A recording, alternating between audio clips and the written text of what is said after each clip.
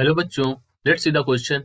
If E and B represent the electric and magnetic field vectors of the electromagnetic wave, the direction of propagation of electromagnetic wave is along. ये हमसे पूछा गया यहाँ पर, और E और B electric and magnetic field vectors. So देखिए यहाँ पर जो की कॉन्सेप्ट इन्वॉल्व होगा दैट शुड बी ओके. देखिए अगर हम मान ले ये हमारी एक्सिस है, this is in this direction okay. तो ये हमारी वाई एक्सिस है, ठीक है. दिस इज एक्स और ये हमारी क्या है, जेड, ठीक है. और इस डायरेक्शन में हम माइनस निगेटिव एक्सिस लेते हैं. तो अगर हमारी ये इलेक्ट्रिक फील्ड वेक्टर को रिप्रेजेंट कर रही है, यानी ये ई को रिप्रेजेंट कर रही है, ठीक है. तो ये हमारी अगर मैग्नेटिक को रिप्रेजेंट कर रही है, यानी कि बी को रिप्रेजेंट कर रही है, ये ई को रिप्रेजेंट कर रही है, ये बी को रिप्रेजेंट कर रही है. तो अगर आप इस डायरेक्शन में अपनी इस डायरेक्शन में अगर आप देखें, इस डायरेक्शन में अगर आप फिंगर रखें और कर्ल करें, मतलब इस डायरेक्शन में फिंगर्स को कर्ल करें और कट करके आप देखेंगे तो जो आपको डायरेक्शन मिलेगी वो मैग्नेटिक फील्ड की इस डायरेक्शन में मिलेगी.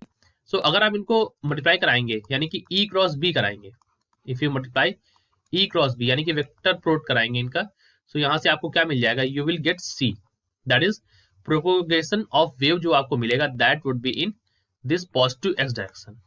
सो सी जो आपको मिलेगा that is propagation of wave in positive direction. Propagation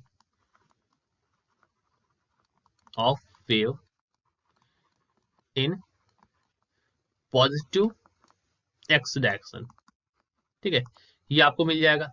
लेकिन अगर आप इसका उल्टा कराएं, यानी कि E cross B is equal to C मिल जाएगा. लेकिन अगर आप इसका उल्टा कराएंगे, यानी कि if you do this by B cross E, ठीक है.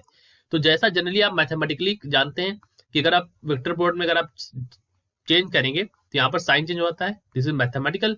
बट अगर आप यहाँ पर देखें तो अगर आप इसको चेंज करेंगे तो डायरेक्शन क्या हो जाएगी, यहाँ से बी क्रॉस ए अगर आप करेंगे तब आप अगर राइट हैंड रूल यहाँ पर यूज करेंगे, we will use right hand rule. क्या यूज करेंगे हम यहाँ पर, we will use right hand rule.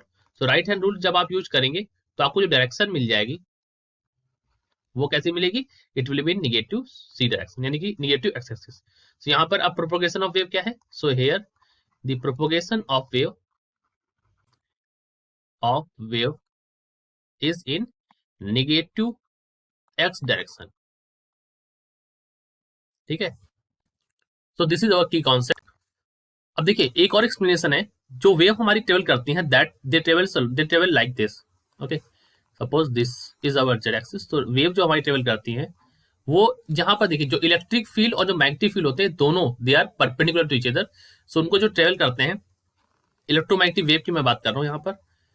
अगर मान लीजिए हमारी इलेक्ट्रिक फील्ड चली तो यहाँ पर जो मैग्नेटिक फील्ड चलेगी that is in the different direction, वो हमारी इस तरह से चलेगी, ठीक है. तो जो प्रोपोगेशन होगा दैट इज लाइक दिस, इस तरह से इनका प्रोपोगेशन होता है आगे की तरफ, राइट. यानी कि अगर एक आई कैप में जाएगा एक जे कैप में जाएगा, तो अगर मैं आई कैप क्रॉस जे कैप करेंगे तो इसका जो क्रॉस पोर्ट आएगा वो किस डायरेक्शन में आएगा, दैट इज इन के कैप डायरेक्शन. ये हमारा होता है वेक्टर प्रोडक्ट का. सो अगर आप वेक्टर प्रोडक्ट करेंगे आई क्रॉस जे करेंगे तो डायरेक्शन किस जो आएगी दैट इज इन के कैप डायरेक्शन, ठीक है. और अगर आप इसका उल्टा कर दें, यानी कि जे क्रॉस आई कर दें, सो फिर डायरेक्शन हमारी चेंज हो जाएगी, दैट इज इन निगेटिव के कैप, ठीक है. माइनस के कैप डायरेक्शन आपको मिल जाएगी. तो we can say that the electric field and magnetic field of an electromagnetic wave are mutually perpendicular to each other. यानी कि इलेक्ट्रिक फील्ड और मैग्नेटिक फील्ड जो है they are mutually perpendicular to each other and their direction of propagation is perpendicular to both E and B. तो इनकी जो direction of propagation होती है वो इलेक्ट्रिक फील्ड वेक्टर और मैग्नेटिक फील्ड वेक्टर दोनों के परपेंडिकुलर होती है. तो वो डायरेक्शन कैसे मिलती है, so we can say that if E and B represent electric and magnetic field, their direction of propagation is along the direction of E cross B. क्योंकि direction of propagation will be along the direction of E cross B. So हमारा जो answer हो जाएगा वो हो जाएगा E cross B. But यहाँ पर एक B cross E भी दिया है, तो B cross E से अगर आप निकालेंगे so it will give negative direction of propagation of wave.